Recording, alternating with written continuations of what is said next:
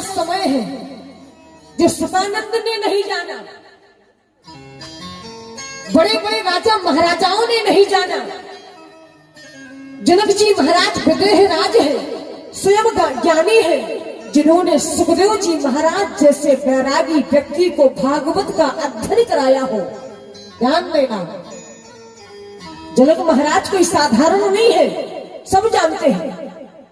जिन्होंने सुखदेव जी महाराज को वेद पढ़ाया हो, कथा पढ़ाई हो, वो क्या ये नहीं जानता कि किस समय में धनुष उठवाना चाहिए?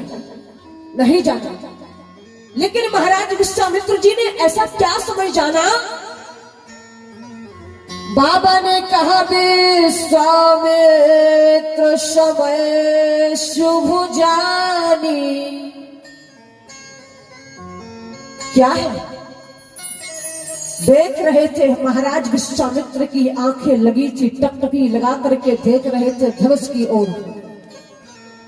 सारे राजा महाराजा जनक जी महाराज और लक्ष्मण की ओर निगाह टिकाए हुए थे, क्योंकि वास्तविक गर्म युद्ध चल रहा था उस समय। बातों से एक दूसरे को कह रहे थे, ए जनक, रघुवीर राम जी के होते अनुचित वाणी कह डाली। सारे राजा महाराजा आंखें टिकाए हुए थे लक्ष्मण और जनक जी महाराज के ऊपर, लेकिन विश्वामित्र जी बराबर बार बार उस धनुष की ओर देख रहे थे। क्या है उसके अंदर? आनंद रामायण में कथा आती है, धनुष के अंदर राहु का प्रवेश था। यही है शुभ समय, यही तो शुभ समय जाना। लेकिन राहु का प्रवेश कैसे? रावण धनुष उठाने के लिए क्यों नहीं आया? क्या रावण सीता को प्राप्त करना नहीं चाहता था? अरे जो सीता के लिए साधु बन सकता है तो क्या धनुष नहीं उठा सकता? लेकिन उसने पहले उठा करके देख लिया और देखा कि ये अपने बस की बात नहीं है, तो जाओ ही मत, क्योंकि अगर जाएंगे तो उठना तो है नहीं, इसलिए जाओ मत। सभा में अपनी बेइज्जती कराने के लिए समझदार था।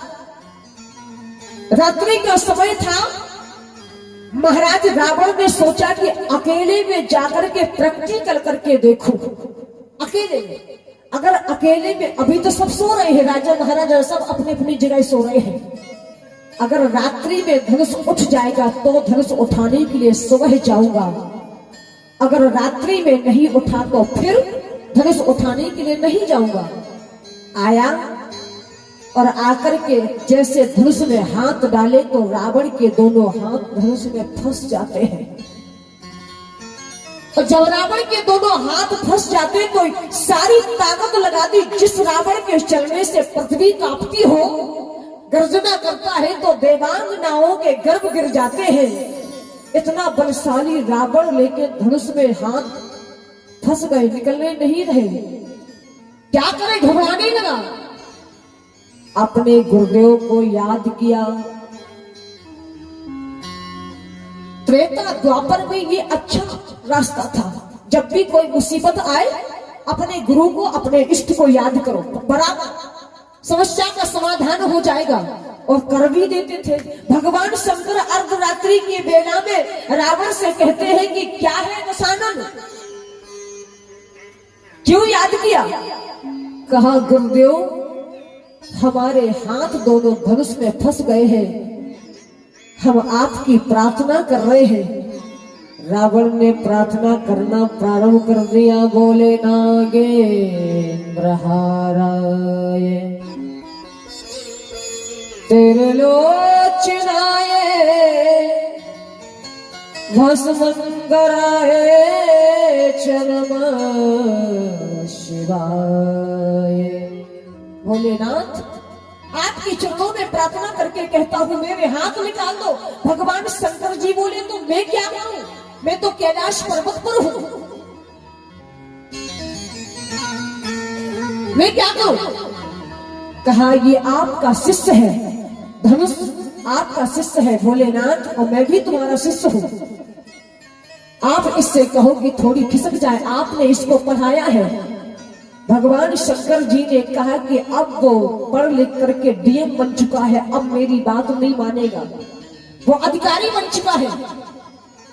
ये अधिकारी कैसे बन चुका, आपकी बात क्यों नहीं मानेगा? भगवान शंकर जी बोले वो सीता का मन बन चुका है। महारानी किशोरी ने धनुष से प्रार्थना किया कि तुम्हें केवल भगवान श्री राम जी के अलावा किसी के हाथों से उठना नहीं है, इसलिए अब तुम किसी के हाथों से उठना मत। ये सीता का मन बन चुका है, और जानते हो जब सीता का मन बन चुका है तो अब ये किसी की बात मानने वाला नहीं है। लेकिन गुरुदेव फिर भी आप कुछ कोशिश तो करो। भगवान शंकर ने तुरंत धनुष को आदेश कर दिया कि निकल जाने दो। धनुष